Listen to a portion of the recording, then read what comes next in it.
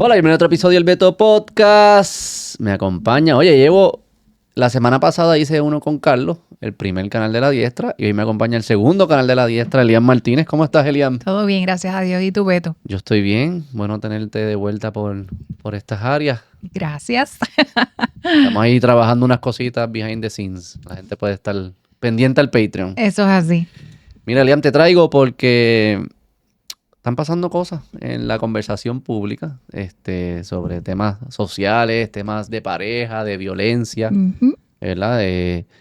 Se volvió, ¿verdad? Se continúa viendo temas de violencia doméstica. 2 asesinatos de mujeres en esta última semana. 2 asesinatos de mujeres esta última semana, asesinatos en general entre jóvenes, varones. También está el caso del Tonka Vadillo, la pareja esta que se fue viral, que hicieron un Facebook Live. No lo voy a poner porque hacen cosas. Está fuertecito. Pero aquí hay una foto, si queremos, ahí en producción, si quieres ponchar esta foto.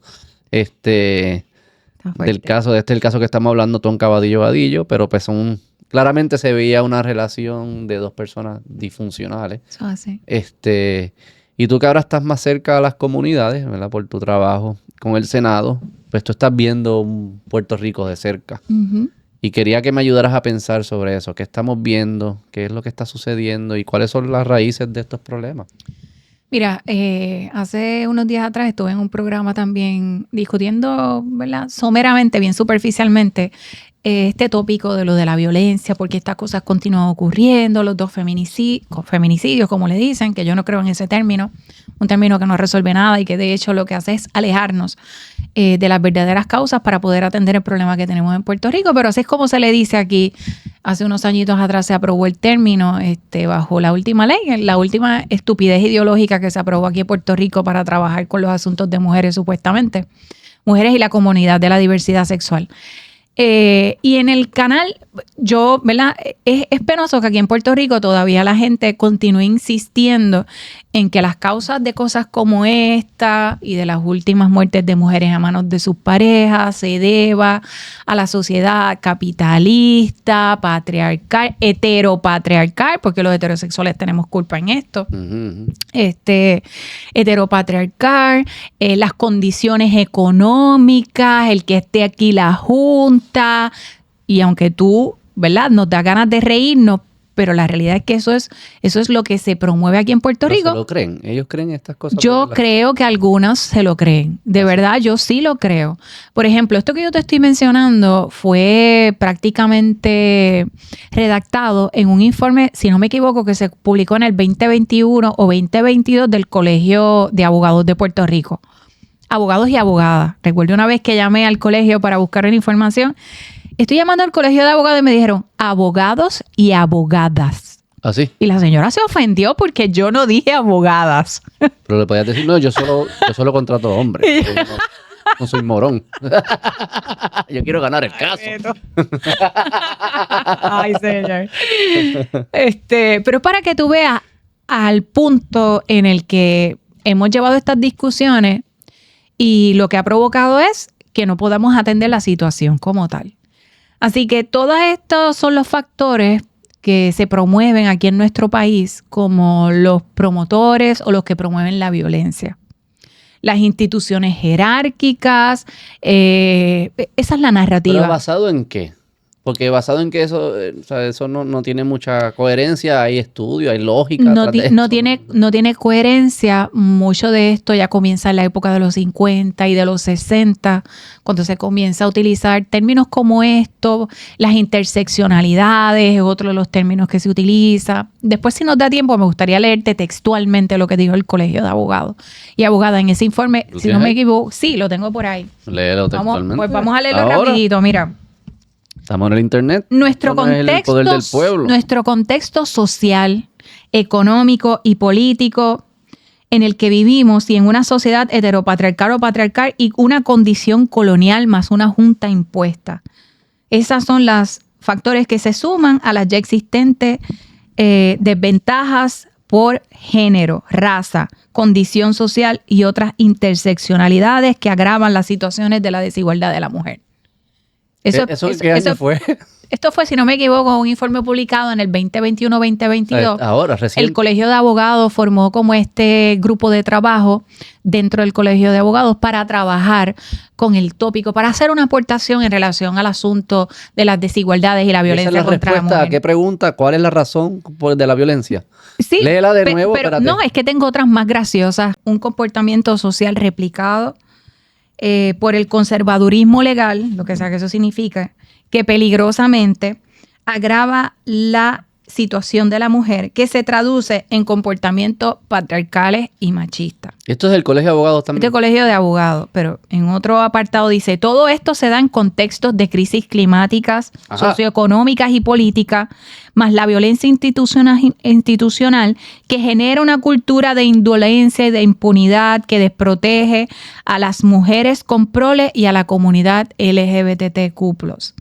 Así que, según ellos, esta violencia masculina de control está en un contexto de instituciones jerárquicas, patriarcales y de normas culturales sexistas y racistas, una socialización por género que apoya y legitima la violencia contra las mujeres y las interseccionalidades múltiples de opresión por razón de género, clase, raza y otras desigualdades, todo debido a la estructura social patriarcal capitalista de opresiones por razón de género, clase, raza y otras desigualdades sociales y estructurales.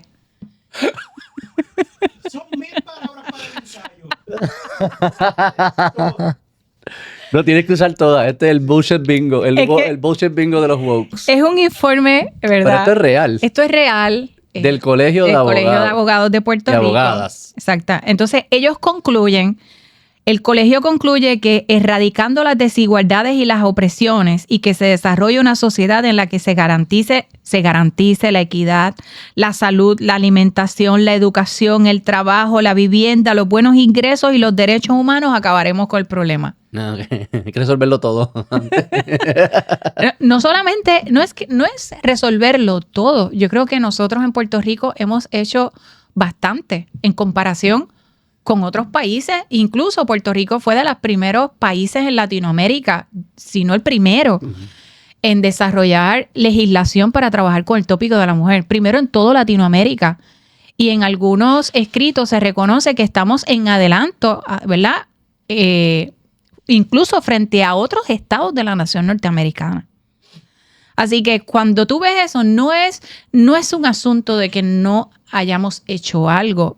¿Quién te puede asegurar a ti qué? O sea, ¿qué gobierno te puede asegurar a ti todo? Eso no es posible. Eso no es real. Eso no es real al momento. Sin embargo, nosotros hemos adelantado. La mujer aquí puede estudiar. ¿A qué mujer se le niega a estudiar?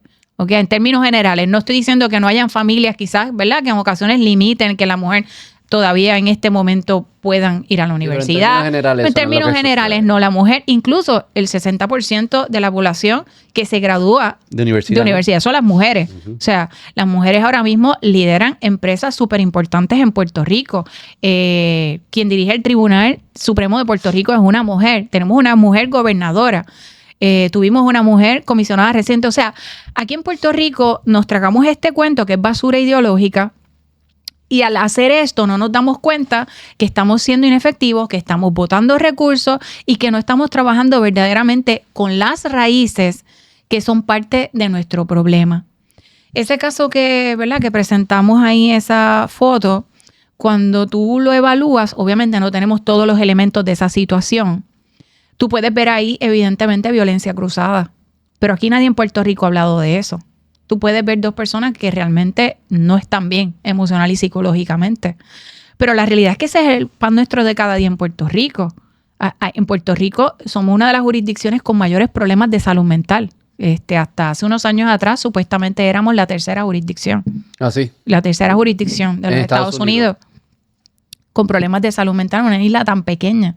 O sea, en una población reducida. ¿A qué se debe? ¿Cuál es la raíz de eso? Son varios factores. Por ejemplo, son varios los factores. Y uno de ellos es y a mí me apena muchísimo y es algo que yo siempre estoy machacando sobre esto. El problema que tenemos de abuso en la niñez. Nosotros también somos una jurisdicción con problemas severos de abuso y maltrato infantil. Y eso no se habla aquí como un factor importante en la generación de violencia. Los niños y las niñas, es decir, de ambos sexos, que crecen en hogares disfuncionales, donde hay negligencia, donde hay violencia y donde hay abuso sexual, son niños que van creciendo ya comprometidos y sus estructuras psicológicas ya están creciendo en desventaja con niños que nacen en hogares saludables, nutritivos, donde los padres nurturing se preocupan, atienden sus necesidades, no solamente materiales, de darte comida, de llevarte a la escuela, de llevarte al médico, sino que atienden sus necesidades emocionales y psicológicas a medida que van creciendo. Eso tenemos un problema aquí en nuestro país. Nuestros datos apuntan a que la mayoría del maltrato que reciben esos niños incluso es de mamá. También otra cosa que no se puede mencionar en Puerto Rico, más del 50% de los casos de niños maltratados, en un 50 y pico, lo último que leí ya iba rayando en un 57 aproximadamente, es mamá la que maltrata. No es papá, no es el padrastro, es la mamá, principalmente la madre.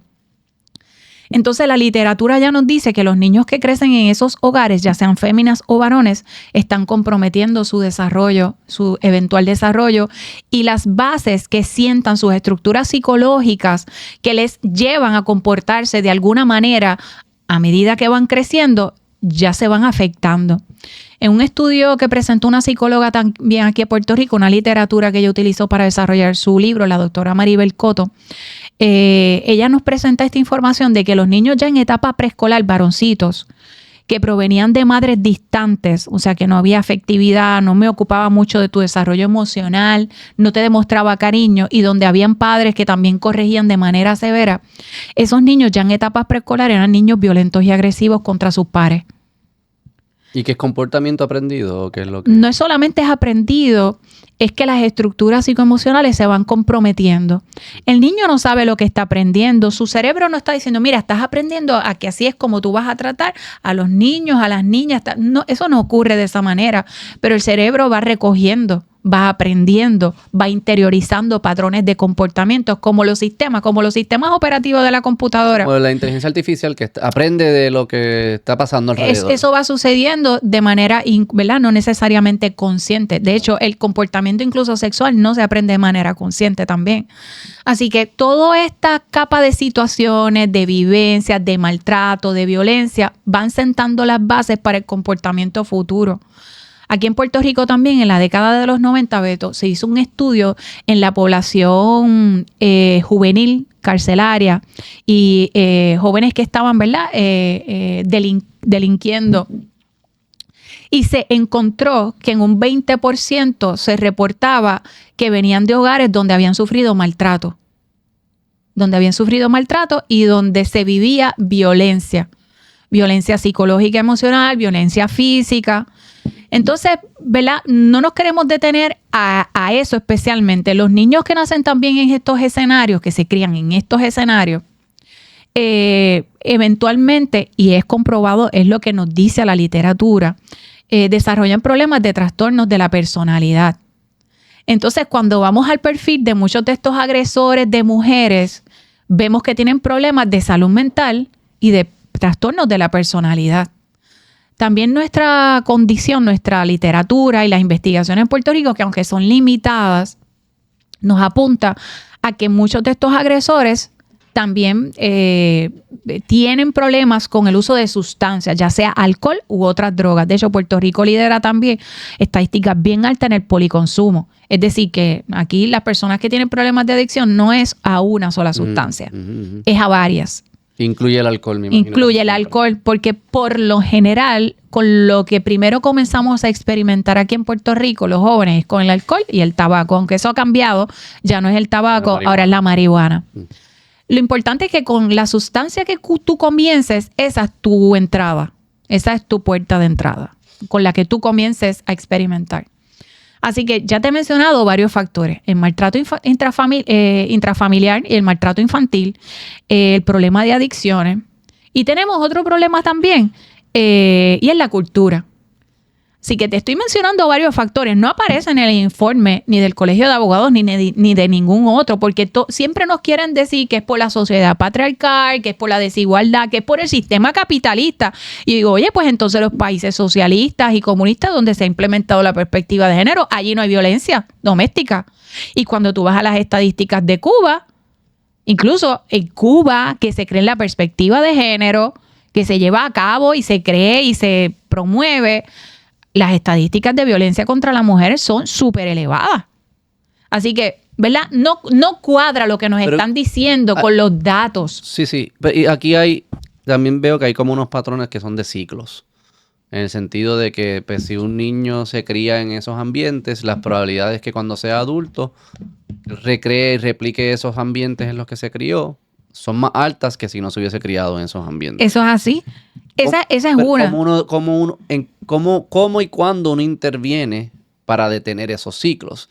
Porque sí también hay personas que se crían en esos ambientes que por alguna razón lo sobrepasaron, entendían que están mal y se comportan y no lo replican cuando se convierten en padres. La literatura también nos dice que en esos casos, incluso si hay una o dos personas dentro del ambiente de esos niños que le demuestra que le interesa, que puede ser un maestro, puede ser un líder comunitario, puede ser un líder religioso, puede ser algún familiar, que se encarga o que le demuestra al niño, tú me interesas, yo te cuido, yo te aliento. Eso podría ser también un factor en evitar que estos niños desarrollen estas conductas maladaptativas, pero no siempre es tan fácil. Te quiero leer rapidito algo que dice la doctora Mambrú Tavares, una doctora, una psicóloga que lleva muchos años en Puerto Rico trabajando también con personas y con niños que han sufrido violencia, abuso sexual sobre todo. Y me parece muy interesante porque da en el clavo de en qué deberíamos de estar enfocándonos para poder trabajar con la violencia intrafamiliar y con la violencia incluso de pareja. Esto no lo vamos a escuchar porque rompe con la narrativa habitual que se nos vende. Dice, los niños saben cerrar las puertas y ventanas para evitar que el mundo exterior se da cuenta de sus sufrimientos y que adivine el escándalo de sus propios padres. Los cubren y los guardan para sí. El sistema familiar se organiza a partir de unas reglas mafiosas por el silencio constituido en ley. La víctima está intimidada a volverse cómplice.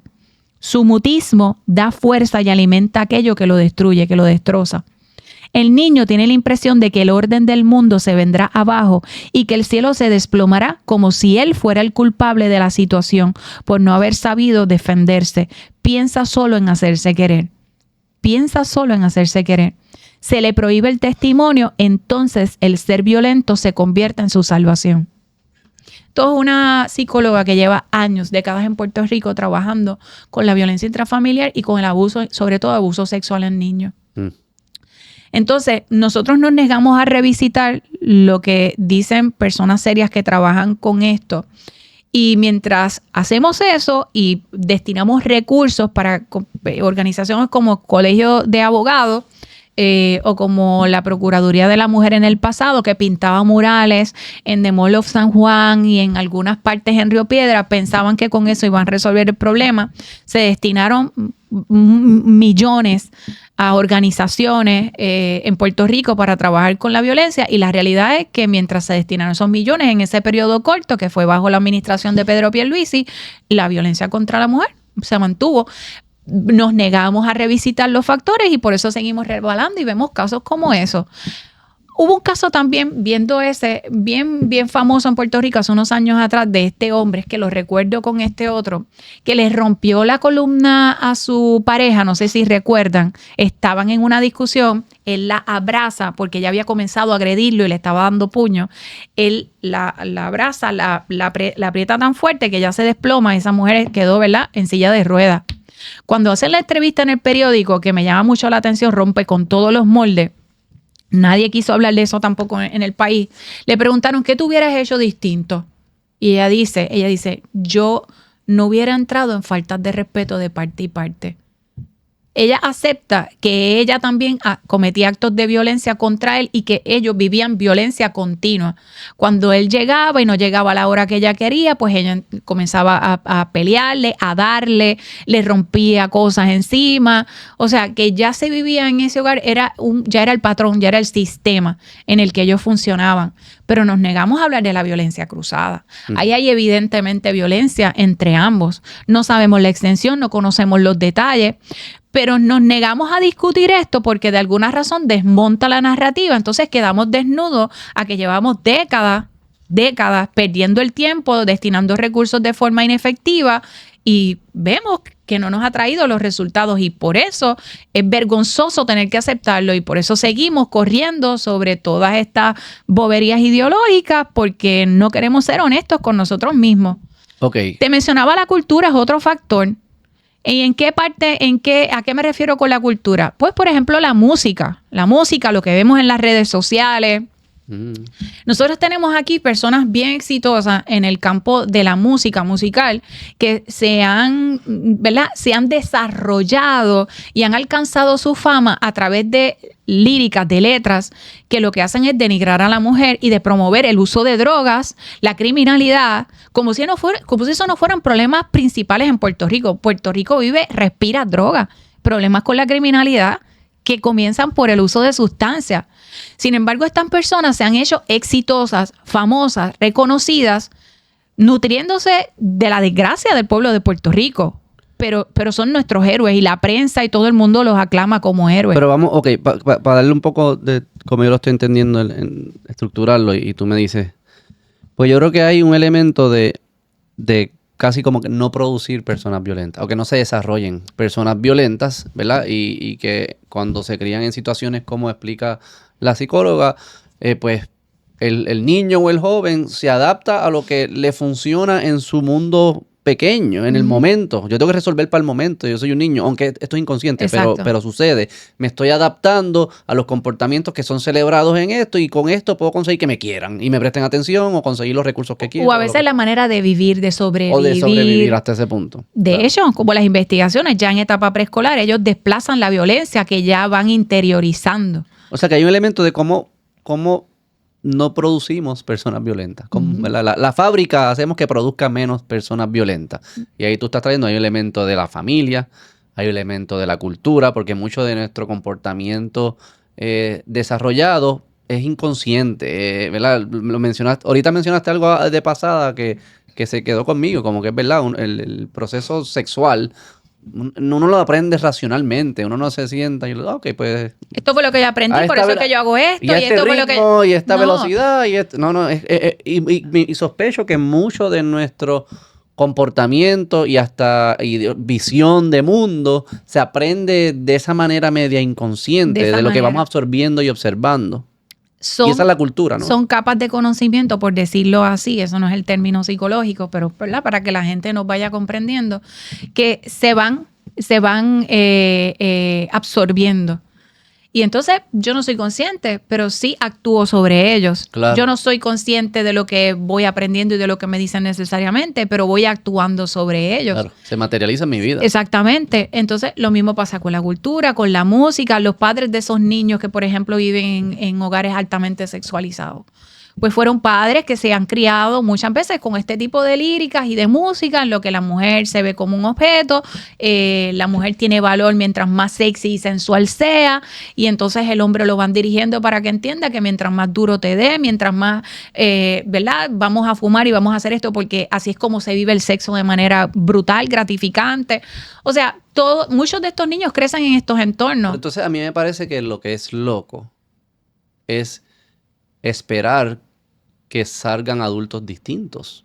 Exacto. Eso es lo que es inconsistente. ¿Sabes por qué no tú, pero por qué se pretende en general que van a salir adultos no violentos, que se respeten, si lo que van aprendiendo en todo su desarrollo es que ser violento es útil o es bueno, o sexualizar es bueno, es útil, no solo en su entorno íntimo, la familia, en la comunidad extendida y en la cultura, los medios Macro de también. comunicación. Bueno, pues esto es lo que yo tengo que hacer para que me hagan caso. Exactamente. Para que me hagan caso o es la manera en la que yo tengo de ser de alguna forma exitoso Sí. o de poder vivir en Sí, sociedad. O subir en la jerarquía que quiero ser, subir el estatus. Podría ser. Entonces, pues Beto, hemos presentado aquí varios factores que no se hablan, no se discuten en Puerto Rico. Entonces atacábamos que el hombre, que la cultura patriarcal, pero yo no he visto nunca a nadie en estos últimos, fuera de nosotros, ¿verdad? Los conservadores, algunos pastores y otros líderes, levantándose y diciendo, oye, estamos envenenando a nuestra gente con esta basura, pero queremos resultados distintos. Le estamos diciendo a nuestros muchachos que esto es aceptable, que esto es entretenimiento, que no hay problema con esto, pero después nos molestamos con ellos cuando vemos que ellos actúan sobre lo que han estado cantando. Es que yo creo que la gente y me incluyo y me la habrá menos, pero antes me hubiese incluido más, que yo creo que no entendemos el proceso de aprender. Uh-huh. Y pensamos que el proceso, uno puede consumir, ¿verdad? Y Juan Antonio me lo explicó una vez y me dijo, mira que piénsalo como si fuese comida. O sea, ¿tú crees que tú puedes controlar el efecto que tiene el chocolate en tu cuerpo? Porque tú te crees que... No, pues eso mismo sucede en otras cosas también de manera psicológica. O sea que, aunque racionalmente tú digas, esto no le voy a hacer caso, al consumirlo va a pasar algo. Y mientras más joven seas, más probable es porque no estás formado todavía. Eso es lo que te está formado. Los americanos tienen un refrán que a mí me gusta mucho. Dice, garbage in, garbage out. Claro. Es lo mismo, ¿verdad? En palabras sencillas, es una explicación que resumen todo lo complejo de esto. Garbage in, garbage out. Pero entonces, por alguna razón, aquí en Puerto Rico no queremos hablar de esto, no queremos hablar de los factores, no queremos hablar de las drogas, no queremos hablar de que muchos de estos hombres tienen, la mayoría de ellos, problemas con el consumo de sustancias. Son personas que tienen adicciones. Pues no, es porque tú eres macho y porque tú eres pene y por eso es que ocurre la violencia contra la mujer en Puerto Rico. Oye, y yo sé que da gracia. No, es que yo participé. Me dijiste pene. Yo participé. Tú eres pene, me dijiste. Participé de un adiestramiento recientemente dado por una de las organizaciones aquí en Puerto Rico bastante reconocida. Y la persona en su escrito, uno de los libros que promocionaba, decía que el problema es precisamente por el pene del hombre, porque ese símbolo de masculinidad y de fuerza es lo que ha subyugado, sí. Es lo que y era una propuesta que ella traía de cómo nosotros teníamos que comenzar a deconstruir y enseñarle a los hombres una visión más abierta y femenina para poder combatir la violencia contra la mujer. Y a mí se me cae la cara de la vergüenza cuando yo escucho esta cosa. Pero oye, en ese lugar donde yo estaba, habían líderes religiosos, habían líderes comunitarios, habían líderes de organizaciones que dan servicio. Que tú nos leíste del Colegio de Abogados, esta visión que para nosotros parece una caricatura, no es caricatura, es real. Se hacen charlas y hay gente que se lo cree y en los medios de comunicación lo repiten. Entonces, esto es real. Esto es real. Cuando tú le dices, dime cómo prácticamente, cómo yo puedo trabajar con eso para que un hombre o una mujer no agrada a su pareja. ¿Cómo yo hago? Yo lo siento en una silla y le digo, mira, es que hay cosas que tú no entiendes, porque el hecho de que tú tienes esto y la cultura te está diciendo que como si eso pudiera de alguna forma desenmarañar los problemas psicológicos que esa persona tiene, incluso traumas, y que de golpe y porrazo, después de 2 o 3 sesiones en las que yo le digo que no puede darle, que no puede pegarle, porque es que le dijeron que cuando chiquitito podría tener muchas novias y que esto y que eso es lo que ha provocado, como si eso fuera lo que provocaría un cambio aquí en Puerto Rico. Porque piensan que el comportamiento de uno es meramente racional. Yo aprendí algo nuevo, me lo puse aquí, boté lo otro y estoy corriendo este sistema operativo ahora. ¿Qué pasa? Ignoramos también, no es así, ignoramos estos factores intrapsíquicos que ya están bien entronados en la estructura de pensamiento y vivencia de esa persona, que no los puede resolver fácil, que tiene que trabajar con ellos de otras maneras, la psicoterapia, la terapia, ¿verdad?, integral, utilizando otros modelos, incluso incorporando otros profesionales de la conducta, como por ejemplo, personas para trabajar con el problema de adicciones. No solamente eso, aquí en Puerto Rico tú has escuchado alguna vez el problema de adicciones sexuales que desembocan en violencia contra la pareja. No, De nunca. pornografía. Nunca. El 90% o un poco más, entre 90, 95, 97% de la pornografía que se vende, que se promueve y la que están accesando nuestros niños desde los 10 años de edad, que es lo que dice la literatura, aunque ¿verdad? Se cree que ahora es antes el acceso a la pornografía. Le están diciendo a los menores de edad que la manera correcta de desarrollarme sexualmente hablando es agrediendo a la persona con la que estoy manteniendo relaciones sexuales. Entonces, pero no queremos que violen a las mujeres. Pero de lo que se está llenando nuestros niños es precisamente de eso, de que los actos sexuales, si no hay violencia, no pueden ser disfrutados. Entonces se desarrolla una adicción en el que eventualmente, como ya ese contenido no me desarrolla el placer que inicialmente me traía, yo tengo que comenzar a consumir contenido cada vez más alto para lograr el mismo efecto de excitación y de placer. Es que yo creo... No queremos hablar de esto. No, yo creo que lo que está sucediendo, en parte por lo que te mencioné no se entiende bien cómo es que uno aprende e incorpora comportamientos.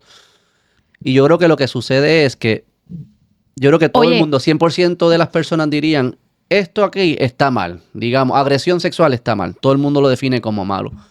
Pero entonces tienden a ser las voces conservadoras, y voy a usarlo conservador. Yo no sé si la psicóloga es conservadora, pero digamos, los que estamos hablando de esto desde una perspectiva conservadora, estamos diciendo, si tú defines que esto es malo, estas cosas que suceden antes, que casi siempre, no siempre, muchas veces desembocan en esto, también tenemos que categorizarlo como malo, si queremos usar lenguaje sencillo, como malo, o como cosas que no se deben promover ni celebrar, porque lo que estás es empujando a las personas a esto y pretendes que junto al momento, antes de hacerlo racionalmente, aunque aprendieron todo esto antes, racionalmente digan, no puedo. Un switch exacto. No, es que espérate, que me están diciendo... Pero que el comportamiento humano no funciona de esa manera. No funciona de esa forma. Es mucho más complejo. En ocasiones muchas de esas estructuras están dañadas y no tienen arreglo, lamentablemente. La tipología en ocasiones de estos agresores, hay algunos que pueden ser educados, reeducados y que tienen oportunidades. ¿Cómo funcionan esos procesos? No es sencillo. Hay unas categorías. Aquí en Puerto Rico yo no he leído muchos investigadores o, ¿verdad?, psicólogos o algún otro profesional de la conducta que trabaje hablando en estos términos, pero por ejemplo en España y en otros países se ha tratado, ¿verdad?, de crear un perfil bien específico con estos agresores, y lo que se ha encontrado, cada cual tiene su métrica, pero algunos de los que he leído están categorizados en categoría 1, categoría 2, categoría 3.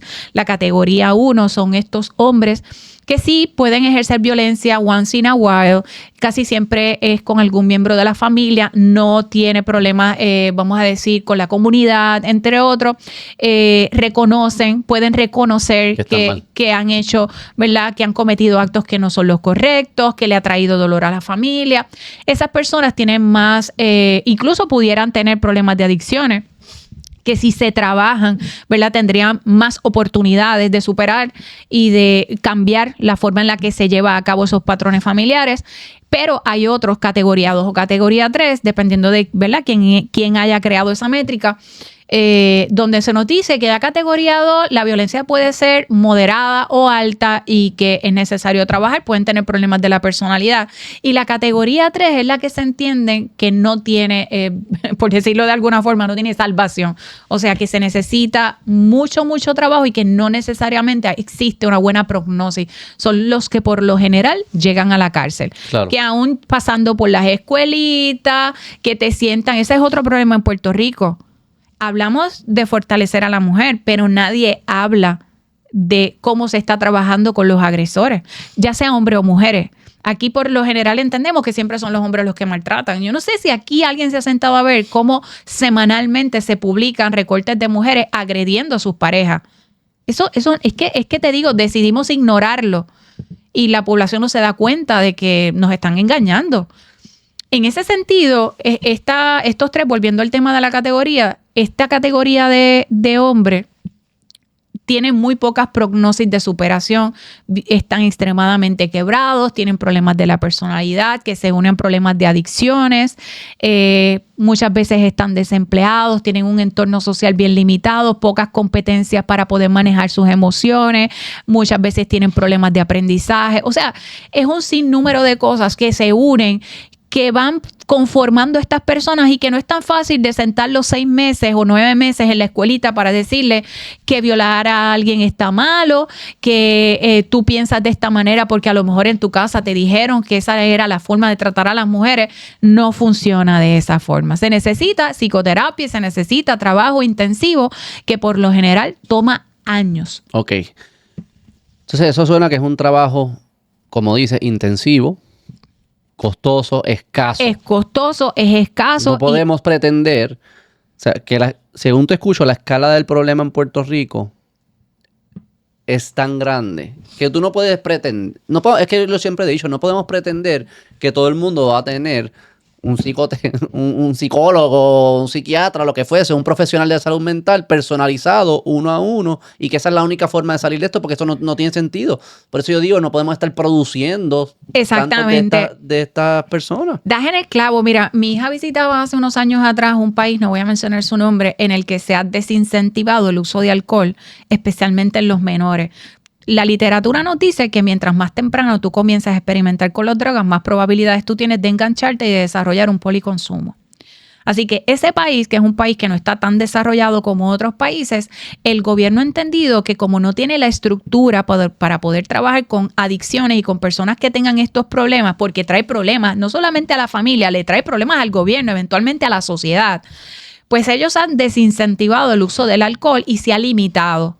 Pues eso pudiera parecer extremo y en efecto no podrían utilizar la industria del alcohol para sostener el funcionamiento de la sociedad y para generar dinero, pues no lo hacen. Así que el alcohol no es para ellos una parte importante en el desarrollo de su economía porque ellos desincentivan el uso en etapas, ¿verdad?, tempranas del desarrollo. Bien cultural también. No se le puede vender alcohol a los menores de 18 o 21 años, ahora no estoy segura. Y si te cogen vendiéndole alcohol a esos menores, te llevan preso. Y si en tu negocio tú osas vender alcohol en los días que no se ha establecido para vender alcohol, que son los fines de semana, la primera vez es una multa, la segunda es una multa y otra medida, y la tercera te cerraron el negocio. Sí, eso es bien te lo cerraron. Bien cultural. ¡Pum! Pero eso sí que... Pero ¿qué pasa? Ellos lidian con otros problemas, pero no tienen problemas de adicciones porque ellos reconocen que no tienen la capacidad ni la estructura para trabajar con los problemas que eso desembocaría. Oye, aquí en Puerto Rico no tenemos lamentablemente una estructura sólida para trabajar con los problemas de adicción. Aquí en Puerto Rico se estima que uno de cada 11 personas pudiera recibir algún tipo de tratamiento y se entiende que no son tratamientos efectivos porque se necesitan modelos integrales, multidimensionales y se necesitan varios recursos profesionales para trabajar con eso. No es un psicólogo nada más el que te va a ayudar a resolver tu problema de adicción. Por eso yo digo, y para ir cerrando ya con este tema, movernos al próximo, que obviamente las personas que ya se desarrollaron ¿verdad?, en esos ambientes y ya desarrollaron estas condiciones o como se le quiera decir. Programados o para ser víctimas o agresores. Pues sí, hay que usar los recursos profesionales que tenemos y va a ser insuficiente y hay que vivir con las consecuencias. Hay que trabajar con la prevención. Y hay que trabajar con lo que llamo la fábrica. Uh-huh. Y lo voy a usar en mis términos, la fábrica de tráfala. Hay que ver qué está pasando en la fábrica. Y una de las cosas que yo he hablado de la cultura es que, volviendo un poco al tema, ¿verdad?, que tú hablas de la música, si tú te fijas, las personas que uno pudiese decir desde afuera que tienen una relación sana, por llamarle, con esa música, que sana es que, pues, ponle que la escuchan, maybe les gusta, pero saben que no es más que eso. Sí, que no son consumidores habituales, que sí, no...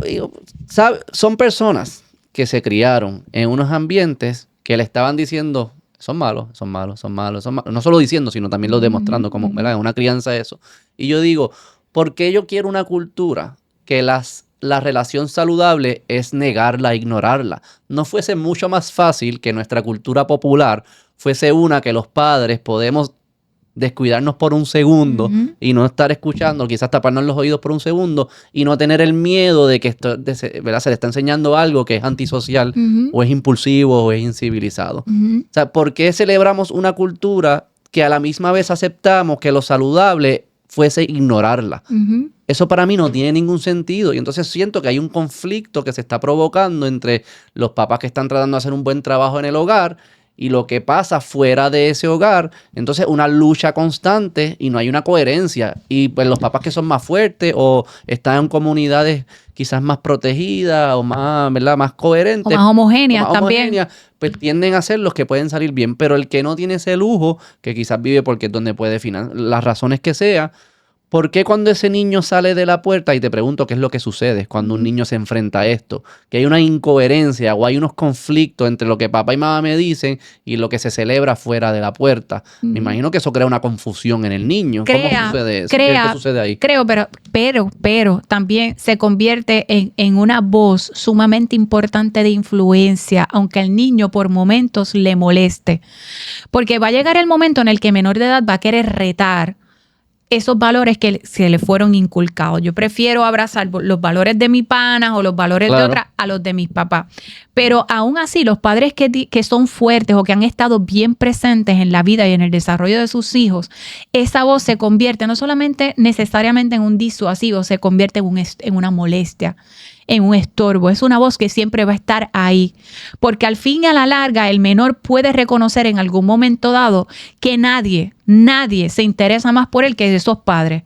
Sí, que realmente no hay otra persona que realmente él pueda recurrir en el futuro o incluso cuando él ya sea adulto, que no sean esos viejos que estuvieron ahí desde el principio en el que él realmente puede confiar. Y se siente como un regreso. Así que aunque la cultura sea sumamente fuerte, el hecho de que hayan padres presentes, consistente y deliberadamente en la vida de sus hijos, se convierte en un arma potente, un arma de lo digo en sentido figurado, eventualmente para que ese niño reconozca que, oye, yo la puedo bailar, la puedo escuchar, pero hay algo dentro de mí que yo sé que esto no me conviene, que esto me hace daño, que esto no fue lo que me enseñaron en mi casa. Pero muchos padres sucumben porque ya no saben ser padres, porque prefieren ser los amigos de sus hijos, porque es más fácil reírme que tener que sentarte y decirte, esto te está destruyendo. Y eso es parte también de lo que alienta la cultura. Pero entonces eso es lo que siento, como que no tiene mucho sentido que para que salgan bien esos que regresan es porque, y esta es parte de ser el trabajo, pero a veces como que no tiene sentido que dependamos de padres que son héroes contra cultura, peleando todo el día. Fuese más fácil que haya cierta coherencia en lo que se enseña en el hogar que es bueno y lo que sucede afuera. Y lo que sucede en las otras estructuras obviamente, sociales. Como papá uno es responsable de bregar con lo que tiene. Y pues uno hace su trabajo, pero fuese muy... Y reconociendo que 70% de los niños en Puerto Rico nacen fuera de matrimonio, donde no está siempre papá y mamá. Y eso es otro problema. La década del 40, 50, 60, se veía que había, ¿verdad?, este orden en el que las estructuras afuera de la familia eran aliados de los padres. Por ejemplo, veían algo, te llamaban, pasaba algo, no, tu papá dijo esto. O sea, pero eso cambió desde el 1960 y esas estructuras ya dejaron de ser amigos de los padres. Y recuerdo que en el 1993, si no me equivoco, 93-97, hubo un statement del gobierno federal diciendo la ayuda que recibían los padres en la crianza de sus hijos cesó. Los padres ahora están solos, on your own, criando a sus hijos. Ya las estructuras de gobierno no son aliados. Ha habido una desestabilización. Pero no solo de gobierno, de comunidad y civilización. Por eso, pero lo que te quiero decir que ya desde el 1990, por ejemplo, el gobierno de los Estados Unidos pudo identificar que realmente lo que estaba sucediendo afuera de las estructuras de la familia, lo que hacía era entorpecer precisamente la educación de los padres en el hogar. Y esto lo que nos lleva, en resumen, Beto, también es que los papás, nosotros, los adultos, podemos ser cool con nuestros hijos, pero no podemos fallar ni ceder ante la responsabilidad principal que es transmitir nuestros valores, nuestra cultura y prepararlos para el mundo que está allá afuera, que es uno violento, caótico y disfuncional. Elian 2028. Hay que ver la insignia. No me metas en camisas de 11 varas. Hay que ver la insignia. Bueno, para los gustos los colores, dicen por ahí. Va a ir cerrando, Elian. Una entrevista que le hacen a Pablo José Hernández y hablando de la niñez le preguntan sobre el proyecto de ley que se firmó y los felicito a ustedes, ¿verdad? Y cuando digo ustedes, a ti, a la senadora Rodríguez Bebe, Proyecto Dignidad, que creo que fueron los que iniciaron la discusión de prohibir los tratamientos hormonales de la transición de género en menores de edad. ¿Correcto? Así, sí. Eso es lo que...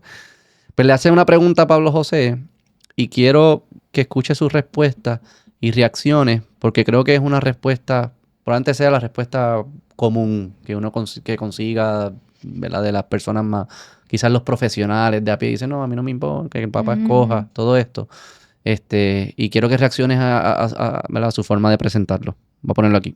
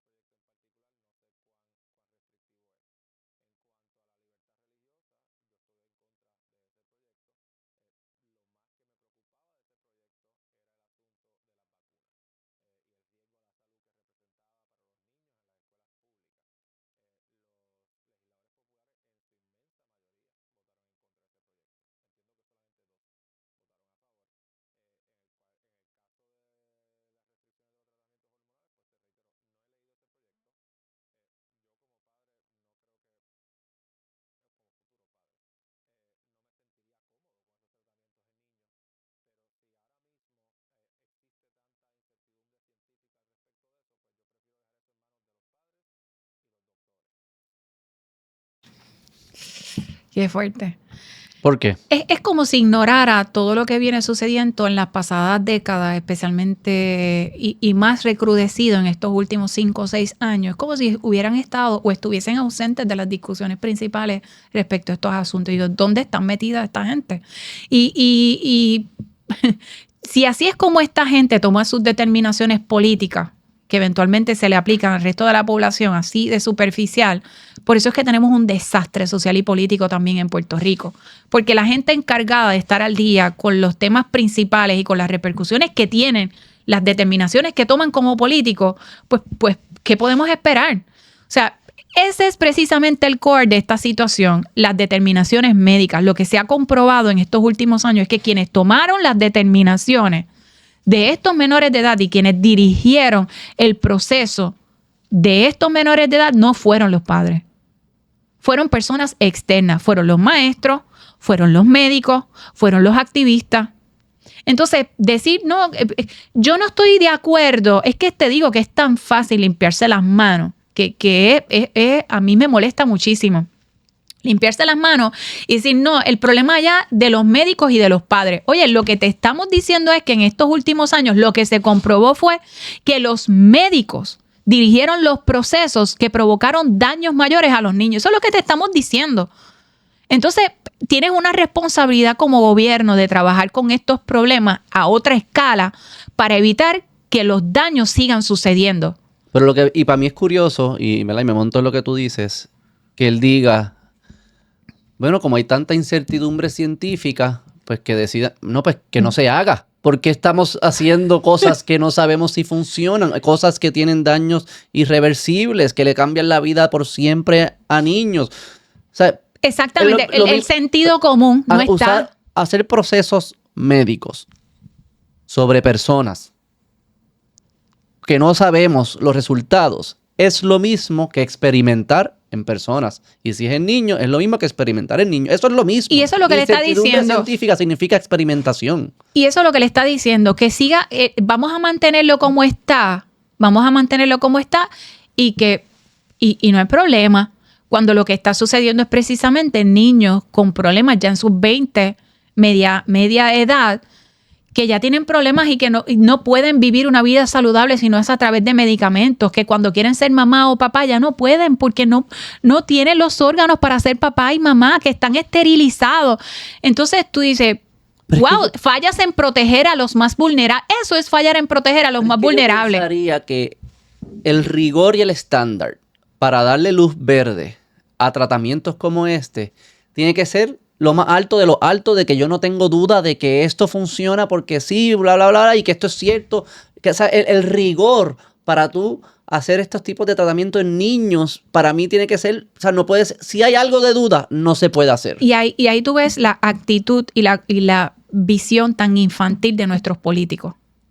Ese es el problema también que nosotros tenemos en Puerto Rico. Una visión de apatía realmente a revisitar lo que hay que revisitar y meterle mano. Hay que asumir postura, pero es bien fácil lavarse las manos. No, eso es un problema ya de papás y médicos, que papá y médico decidan, cuando lo que se demostró fue una manipulación de los padres. Oye, ¿sabes qué? Si no le metes hormonas, si no lo esterilizas ahora, si no hay cambio de sexo, tu hijo se va a suicidar. Hubo una manipulación médica a grande escala. Y para mí, en mi opinión personal, lo que es esto, las terapias afirmativas de género y lo que fue la vacunación del COVID, para mí, yo no sé si yo voy a ver mayores escándalos sociales y médicos a esta escala como lo que nosotros hemos vivido con los tratamientos afirmativos de género y con la vacunación del COVID. Son cosas que yo me pregunto a veces, ¿aprendimos de esto? ¿Hemos realmente aprendido? Y cuando escucho a los políticos de mi país, a las personas importantes en autoridad, me avergüenzo y me da miedo de lo que pueda suceder en el futuro. Dejamos de ser adultos. Cuando los adultos dejan de ser adultos, los niños pagan las consecuencias. Eso es así. Yo creo que es lo que hemos aprendido en este Abortamos episodio. nuestra responsabilidad. No podemos darnos ese lujo si queremos realmente cambiar el futuro de nuestro país. Tenemos que volver a ser adultos y agarrar el toro por los cuernos, como decimos aquí en buen puertorriqueño. Eso que 2028. Por el color. Turquesa evidentemente no es. Porque esa lo descartamos. Esa era la semana. Lamentablemente. Nada, Elian. Como siempre, esta es tu casa. Quiero que hayas venido. Seguimos para adelante, Beto. Hay que dar la lucha. Gracias por estos espacios y sigan para adelante. Estamos haciendo ruido y eso es importante. Pero más que hacer ruido, estamos educando. Muy bien. Gracias, Elian. Y a ustedes, si les gusta este contenido, denle like, suscríbase, comente, compártalo. Oye, para los del Patreon y los que no se han hecho miembros del Patreon, vayan mírame a mí, patreon.com/ladiestra.